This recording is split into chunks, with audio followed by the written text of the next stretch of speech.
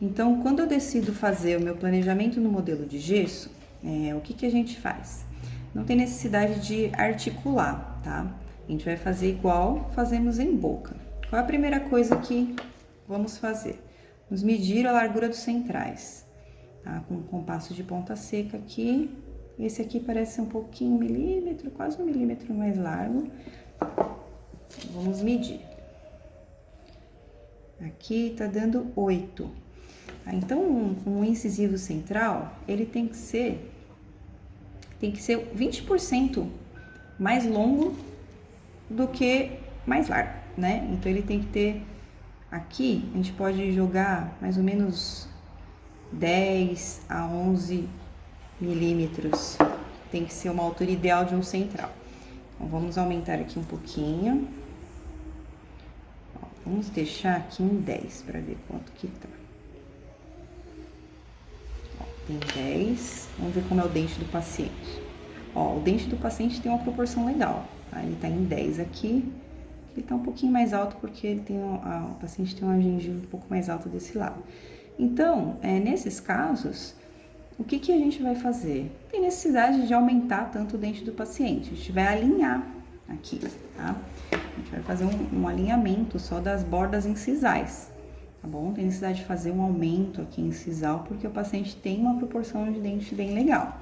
Tá? O que a gente pode fazer aqui é, de repente, aumentar um pouquinho esse lateral aqui. Olha só como tá a proporção desse lateral para esse aqui, tá? Ele tá muito mais alto esse daqui. Então, a gente vai fazer uma proporção, deixar ele mais quadradinho, mais juntinho e mais retinho aqui com o central, tá?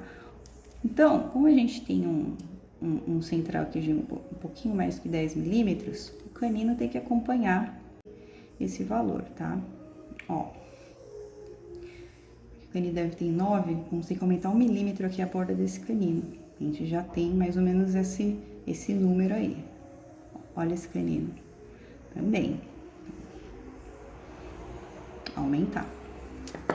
Então, a gente já sabe que a gente vai ter que aumentar um pouquinho os caninos, um pouquinho os laterais e alinhar os centrais. Vamos colocar o paciente em oclusão, aqui o nosso modelo, tá? E fazer um movimento de lateralidade. Ó, olha como esse paciente desoclui, nada em canino. Ele tá pegando em pré-molar e em lateral inferior batendo no incisivo central, desse lado, tá? Do outro lado, ó, aqui ele até tem um pouquinho de guia canina, mas ele pega também ali o pré-molar, então temos que aumentar essa guia aqui, tá? Como que é essa mordida desse paciente? Conseguimos ver aqui, ó, que ele tem espaço aqui, certo? Tem um pouquinho de espaço pra gente fazer uma guia. Tem espaço um pouquinho aqui, deixa eu ver se vou melhorar. Tem espaço aqui no lateral, tem um pouquinho de espaço no central, não tá aquela mordida topo, né? E tem bastante espaço no canino pra gente trabalhar aqui. Bati o carbono já aqui no modelo, tá? E a gente conseguiu aqui essas marcações. Então, eu sei que eu vou ter que trabalhar do ponto de oclusão dele para cima, tá? Não tem necessidade de eu colocar a resina daqui para baixo. O paciente, é bem melhor ele ocluir no próprio esmalte e ter as guias dele toda em resina, tá? Então, o que eu costumo fazer? Dá para perceber que esse paciente, ele tem um desgaste aqui nessa borda. Pode ver que aqui é até um pouquinho mais gordinho desse lado. Então, eu vou fazer o que para acomodar melhor essa resina? Vou fazer um pequeno bisel aqui, mas muito leve, em 45 graus, só do ponto de oclusão para cima, tá? Na parte incisal. Os laterais também bem pouquinho de leve, tá? Só pra gente conseguir ter uma espessura de resina que dê mais segurança pro trabalho. Certo? E esse é o planejamento. Então, eu sei que eu tenho que trabalhar daqui pra cima, tá? Toda essa parte aqui pra cima. Aqui. E esse pedaço aqui da nossa guia canina. Aqui a gente tem bastante canino bastante espaço para trabalhar no canino. Certo? Vamos avaliar os inferiores. a gente consegue, aqui em boca, o paciente, a gente consegue ver desgastes incisivos, né? Por conta da desoclusão que ele tem lá no central. Ó, perda de guia, tá? Olha, aqui pega bem o premolar dele, porque a guia dele tá em premolar aqui, tá? E é isso.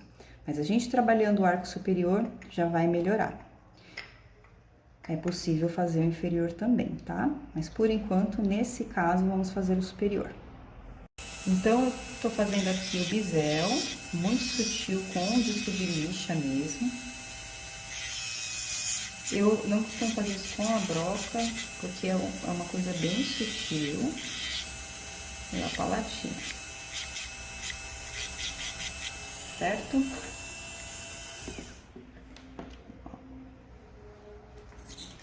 Vou colocar em oclusão, pra vocês verem como já abriu o espaço, olha lá. Olha o espaço agora com esse bisel bem sutil, o espaço que a gente tem para trabalhar aqui, certo? Aí agora, o que eu vou fazer? Vou facetar o meu modelo. Tá? Vamos facetar aqui de canino a canino, que é o que esse paciente vai fazer.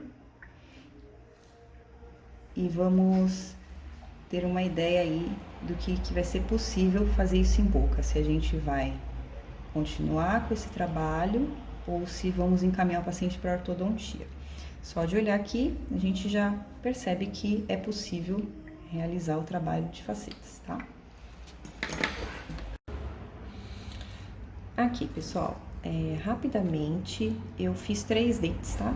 Coisa de 10 minutos a gente faz isso daqui. O ideal seria você fazer em todos, tá? Todos os dentes que você vai facetar, precisa ser feito esse planejamento. Mas para mostrar aqui, eu fiz nesses 3 apenas, tá?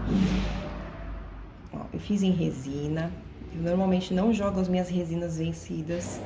Eu utilizo para fazer esse trabalho no gesso. Tá? Olha que legal. Tá? Não aumentei a borda incisal, tá? Desse modelo, desse paciente. Eu só alinhei, tá vendo? Aumentei mais aqui o lateral. Vamos ver na oclusão.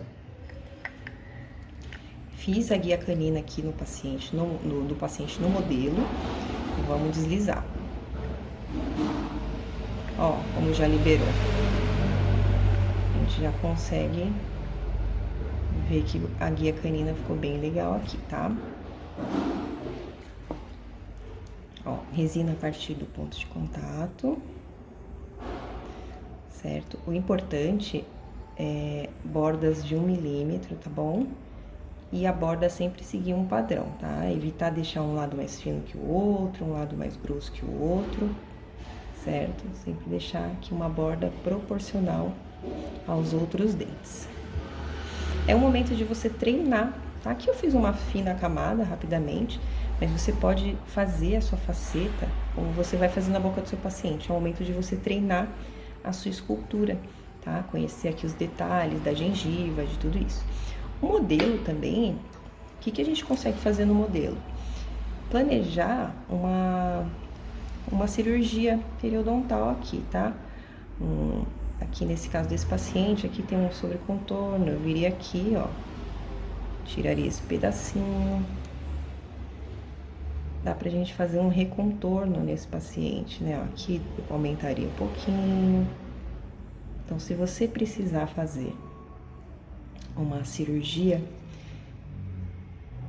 uma gengivectomia, uma coisa antes das suas facetas, é o momento de você planejar também em gesso, tá bom?